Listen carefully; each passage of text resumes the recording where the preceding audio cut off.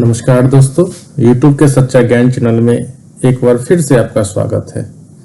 दोस्तों, कल की कहानी में एक पति की अहमियत के बारे में बताया गया था। आज एक औरत की अहमियत क्या होती है वो इस कहानी में आपको बताने जा रहा हूँ। दोस्तों, यह कहानी एक पति पत्नी की है। पत्नी पति से फोन पर, सुनिए, ऑफिस से आते हुए खाना बाहर से ही लेते आना, मेरी तबीयत कुछ ठीक नहीं है। पति पत्नी से, सारा दिन तुम घर पर ही रहती हो, करती ही क्या हो, आराम ही तो फरमाती हो। इतना कहकर पति सिर्फ फोन काट देते हैं। पत्नी थोड़ा सोच में पड़कर गुस्से में लग रहे थे बहुत। क्या करूं अब, खाना बनाऊं या नहीं, पता नहीं खाना लाएंगे या नहीं। पत्नी थोड़ा सोचने के बाद, मैं ही कुछ झटपट बना लेती हूँ, क्यों मैं बिरयानी ही बना लूं। कुछ देर में बिरयानी बन जाती है और पति श्री के भी घर पहुंचने का समय लगभग हो ही जाता है। पति घर पहुंचकर, खाना बनाई हो? पत्नी घबराते हुए, हाँ जी, बिरयानी बना ली। पति, तो फिर मुझे फोन क्यों किया था? इतनी जल्दी तुम्हारी तबीयत ठीक भी हो गई? अरे वाह, ताना मारते हुए थक जाती होगी ना, दिन भर आराम करते करते।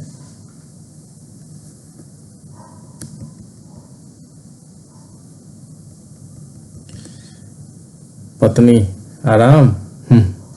सही कहा आपने, आराम ही तो करती हूँ। चलिए आप हाथ मुंह धो लीजिए, खाना तैयार ही है। पति मुंह हाथ धोकर खाने के टेबल पर आता है, जहाँ पहले से ही वो उनके आने का इंतजार कर रही थी। फिर वो खाना लगा देती है।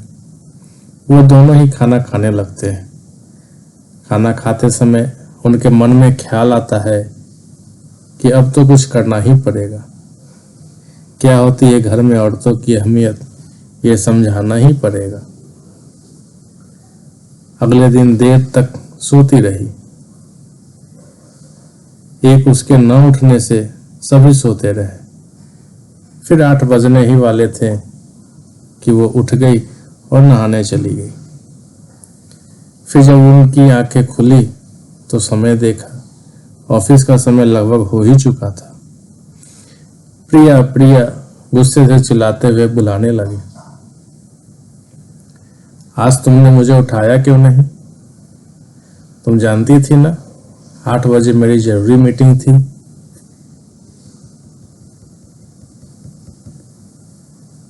और आज बच्चे को स्कूल भी छूट गया। और ये क्या, सारा घर बिखरा पड़ा है। तुमने अभी तक नाश्ता भी नहीं बनाया और तो और पूजा भी नहीं की अभी तक। कौन करेगा यह सब? मैं यहाँ तुमसे बात कर रहा हूँ प्रिया, और तुम हो कि सुबह सुबह अपने श्रृंगार में लगी हो। प्रिया, हाँ, तुमने ही तो कहा था, मैं करती ही क्या हूँ, बस सारा दिन आराम ही तो करती हूँ। ये सब कुछ खुद ब खुद हो जाता है। अब ऐसे क्या देख रहे हो मुझे? कहकर प्रिया चली जाती है बाहर और शाम को घर लौटती है और देखती है कि सारा घर बिखरा पड़ा है। पति, आ गई मैडम घूमकर? प्रिया, हाँ जी। पति, यह सब कौन करेगा? प्रिया, काम कहाँ, ये तो आराम है ना, मुझे इसे करने के पैसे नहीं मिलते। आपकी नजर में तो सिर्फ पैसा कमाना ही तो काम कहते हैं ना।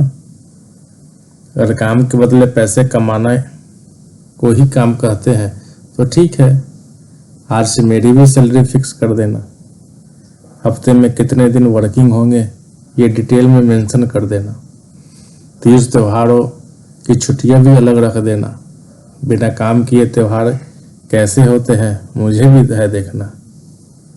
8 घंटे काम करने के बाद बाकी के 10 घंटों का ओवर टाइम करने का हिसाब भी कर लेना। ऐसे क्या देख रहे हो, चलिए सो जाते हैं, सुबह से नई ड्यूटी करनी है ना, आइए। वो चुपचाप बस प्रिया की बातें सुन रहे थे और बस उसे देख रहे थे और इसकी बातों को समझने की कोशिश कर रहे थे। प्रिया लाइट बंद कर बेड पर सो जाती है और वो भी बेड पर आकर लेट जाते हैं। फिर सुबह की पूरी घटना को याद करते हैं और उसे इस बात का एहसास हो जाता है कि औरतों के बिना घर नहीं होता, बस एक मकान होता है। सुबह उठकर वो बिना कुछ कहे प्रिया को गले लगा लेते हैं और अपनी गलती के लिए माफ़ी मांगते हैं और साथ ही आज प्रिया के लिए अपने हाथों से चाय बनाकर लाते हैं। इस तरह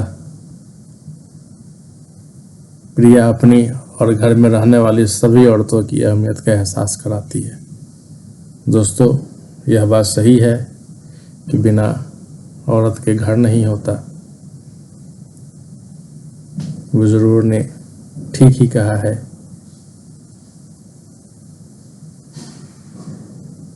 औरत घर की लक्ष्मी है। औरत के बिना घर नहीं मकान होता है। दोस्तों, यह कहानी आपको कैसी लगी कृपया कमेंट करके ज़रूर बताएं और ऐसी अच्छी कहानियों के लिए मेरे वीडियो को लाइक करें, शेयर करें और हमारे चैनल को सब्सक्राइब करें। धन्यवाद दोस्तों।